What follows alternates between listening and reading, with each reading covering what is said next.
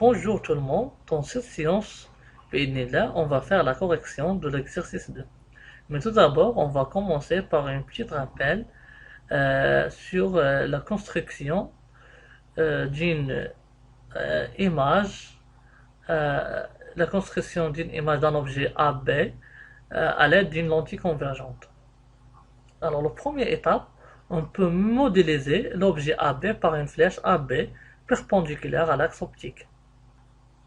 La deuxième étape, les rayons particuliers, par exemple le rayon parallèle à l'axe optique et le rayon qui passe par le centre. Et la troisième étape, l'intersection de ces deux rayons nous donne le point B'. Enfin, la projection orthogonale de B' sur l'axe optique nous donne le point A'. Alors on passe à l'exercice 2. Calcule la distance focale. Alors on a 1, 2, 3. Donc F est égal à 3 cm. On passe à la deuxième question.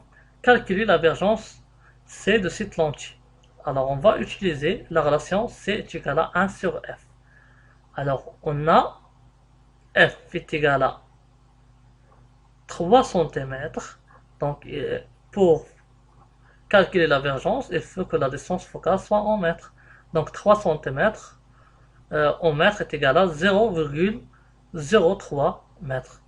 On fait une application numérique et on trouve C est égal à 1 sur 0,03.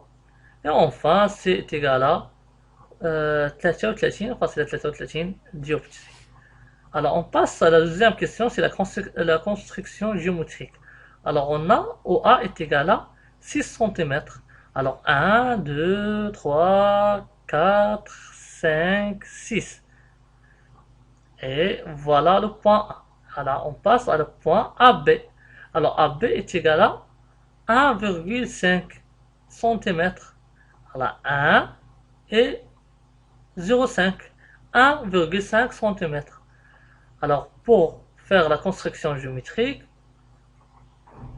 on va construire le rayon particulier. Le rayon parallèle à l'axe optique va passer par F' et le rayon qui passe par le centre.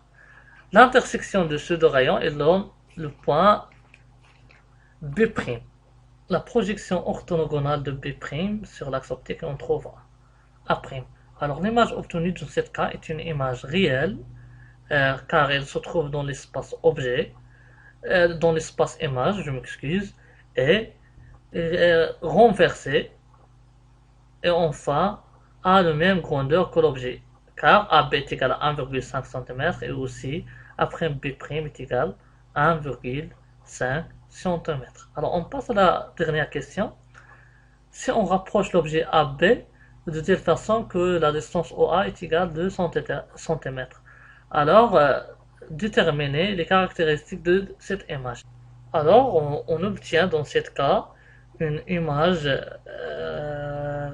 virtuelle droite, c'est-à-dire non renversée, et plus grande que l'objet, tout simplement car OA est inférieur à F.